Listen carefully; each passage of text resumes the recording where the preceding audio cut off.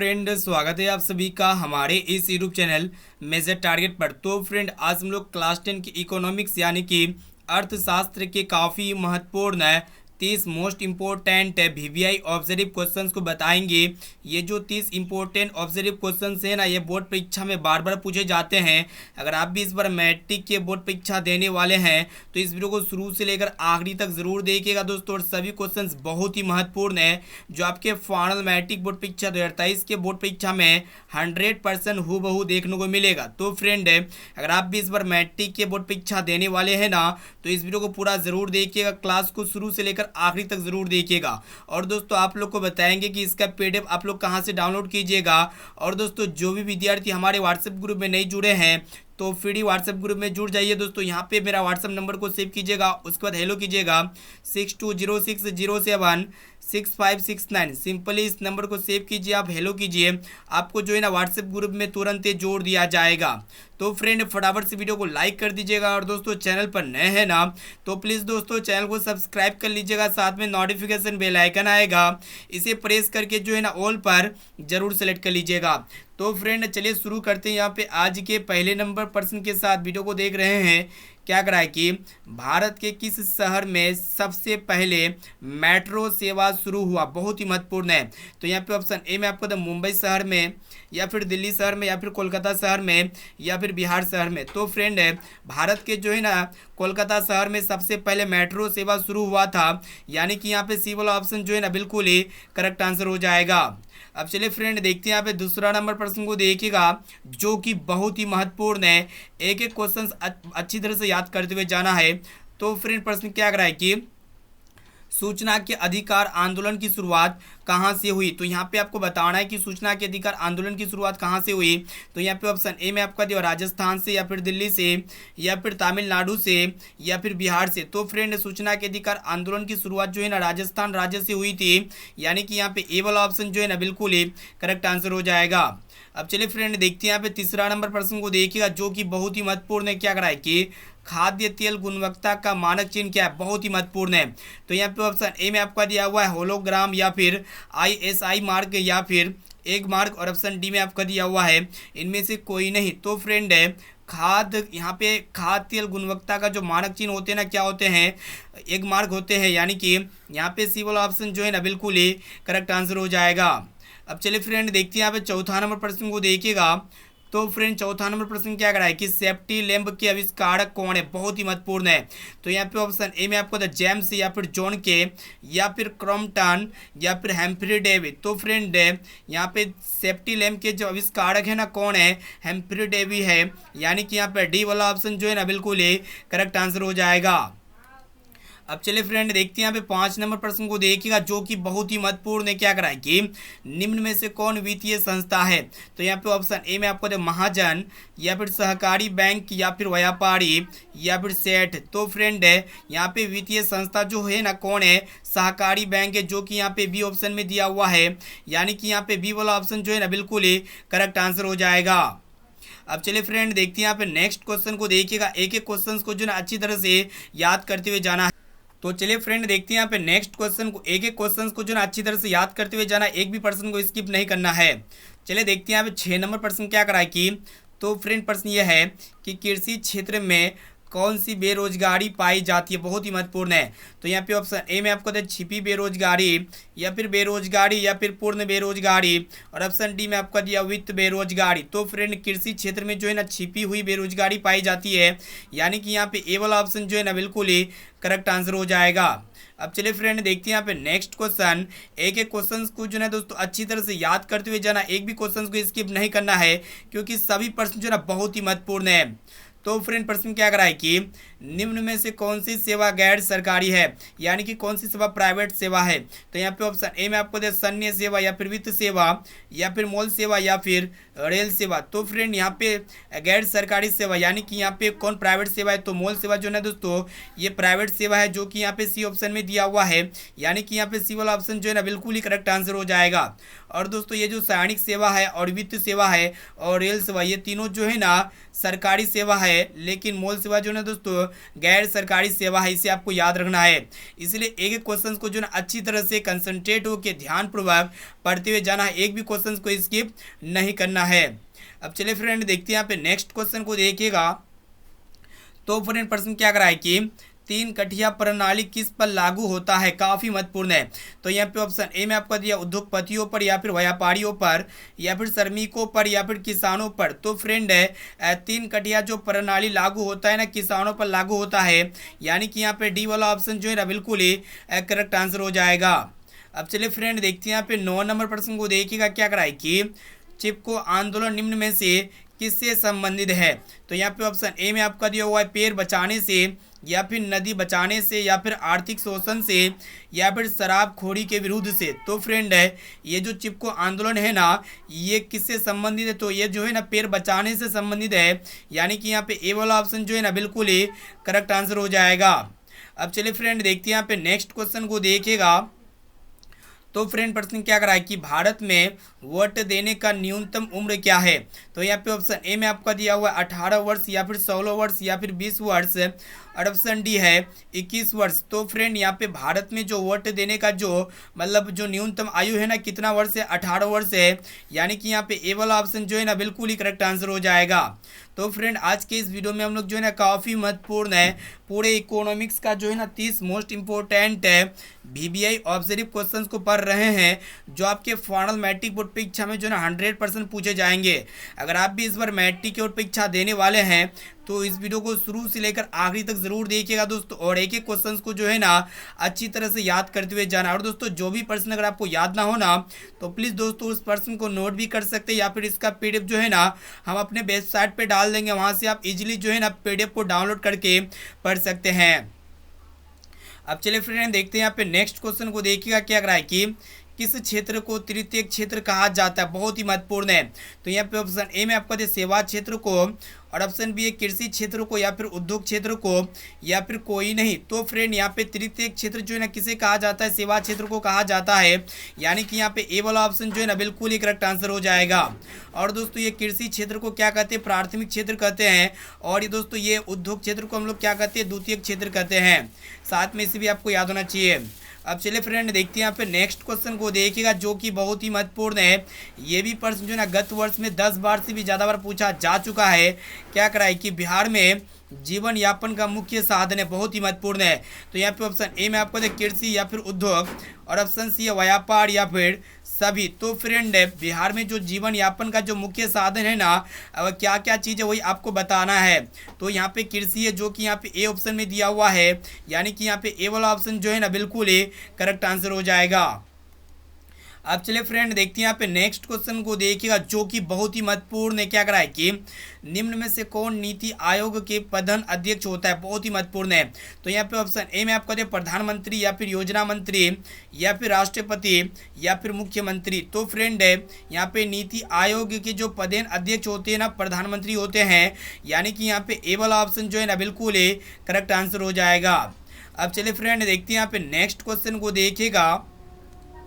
तो फ्रेंड यहाँ पे 14 नंबर प्रश्न क्या करा है कि इनमें से किस देश में मिश्रित अर्थव्यवस्था है। तो यहाँ पे ऑप्शन ए में आपको अमेरिका में या फिर रूस में और ऑप्शन सी है भारत देश में या फिर चीन देश में। तो फ्रेंड अपना देश भारत में जो है ना मिश्रित अर्थव्यवस्था है, यानी कि यहाँ पे ए वाला यहाँ पे सी वाला ऑप्शन जो है ना बिल्कुल ही करेक्ट आंसर हो जाएगा। और दोस्तों एक प्रश्न ये पूछे आते हैं कि पूंजीवादी अर्थव्यवस्था किस देश में है, तो अमेरिका में है। साथ में इसे भी आपको याद होना चाहिए। अब चलिए फ्रेंड देखते हैं यहाँ पे 15 नंबर प्रश्न को देखिएगा क्या करा है कि सूचना का अधिकार अधिनियम कानून कब लागू हुआ, बहुत ही महत्वपूर्ण है।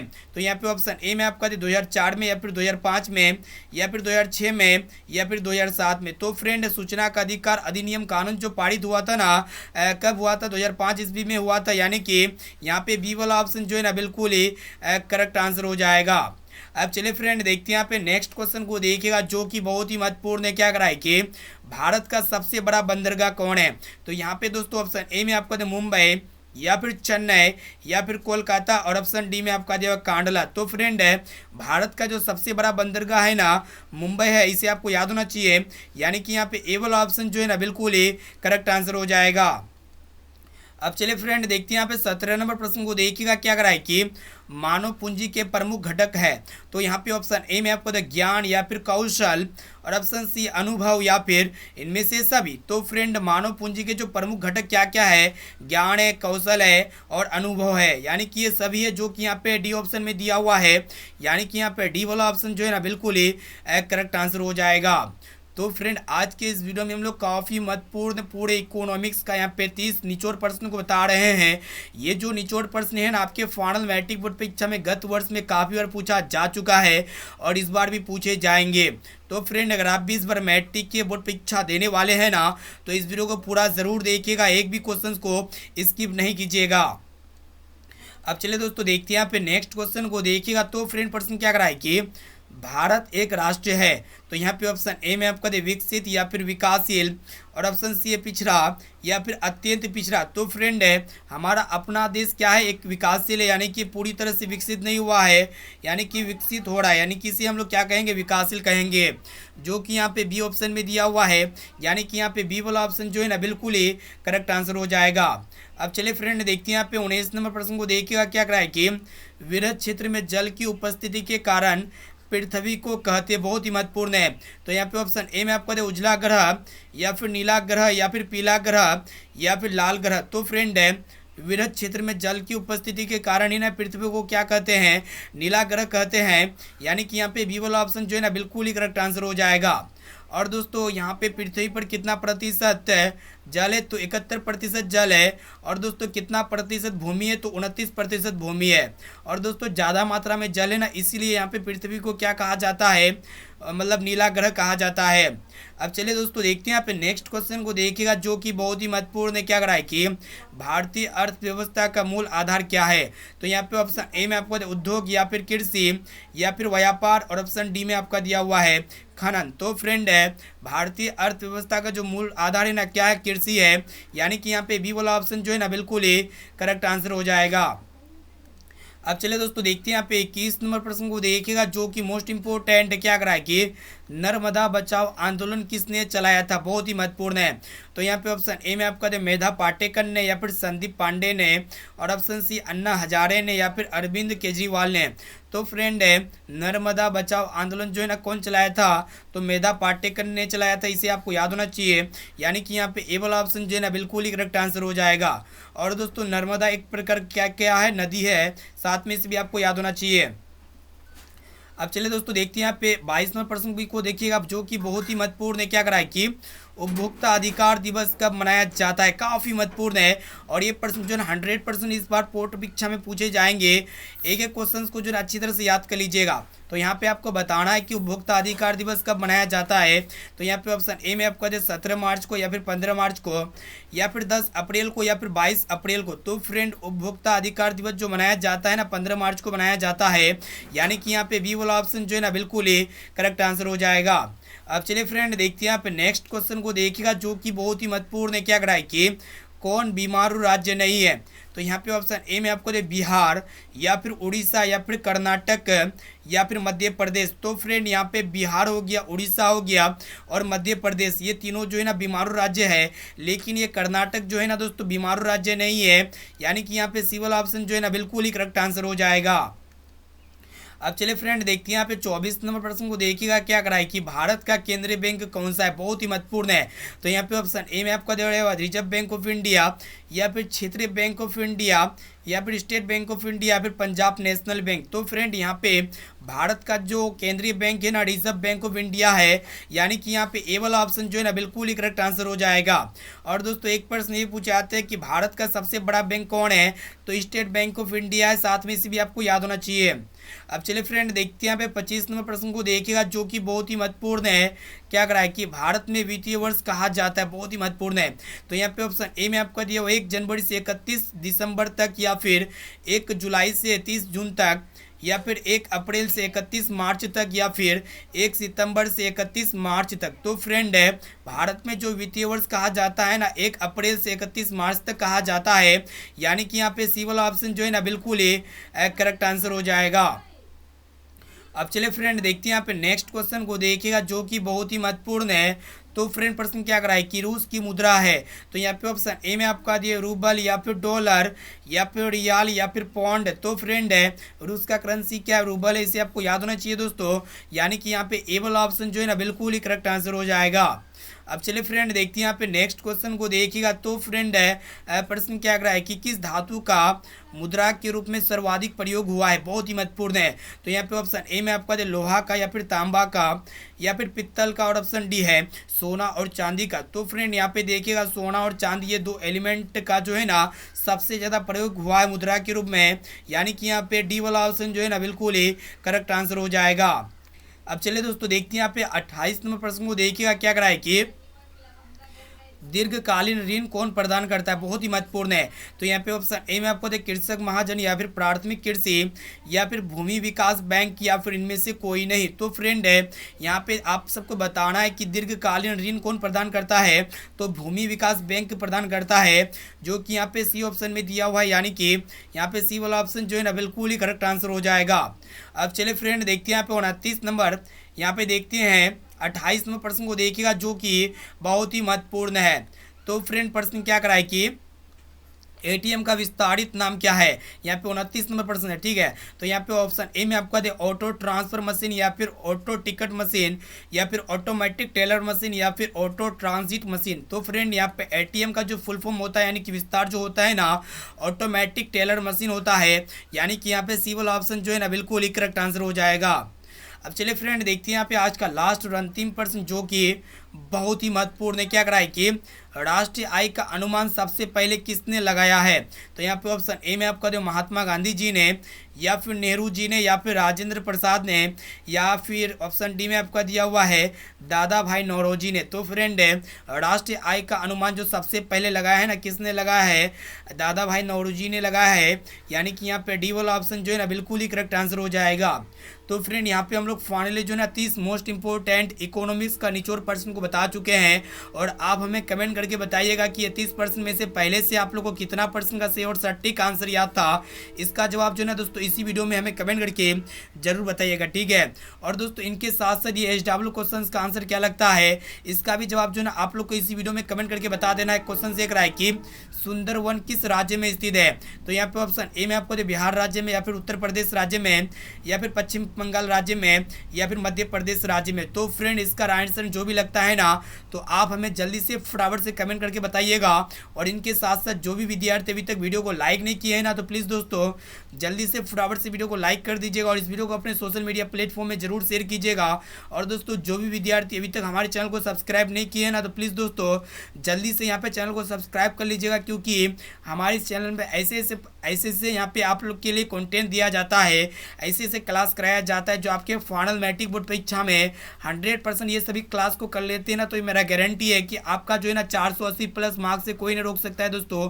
इसलिए जो है ना क्लास को रेगुलर कीजिए। यहाँ पे सुबह में यहाँ पे दोपहर में 1 बजे क्लास होती है जो भी आप क्लास की, और दोस्तों यहाँ पे शाम में जो है ना शाम में 6:30 बजे क्लास होती है और सुबह में 7 बजे क्लास होती है। तो ये तीनों क्लास को आप लोग जरूर कीजिएगा दोस्तों, ठीक है, आप लोग नोट कर लीजिएगा। और वेबसाइट पे जो है ना ऑनलाइन टेस्ट चल रहा है, जो भी विद्यार्थी टेस्ट नहीं दिए ना तो जल्दी से जाइए दोस्तों, फटाफट से जो है ना आज का ऑनलाइन टेस्ट को दे दीजिएगा। और दोस्तों और वीडियो को फटाफट से लाइक भी कर दीजिएगा। फिर मिलते हैं नेक्स्ट क्लास में, आज के इतना ही, थैंक यू।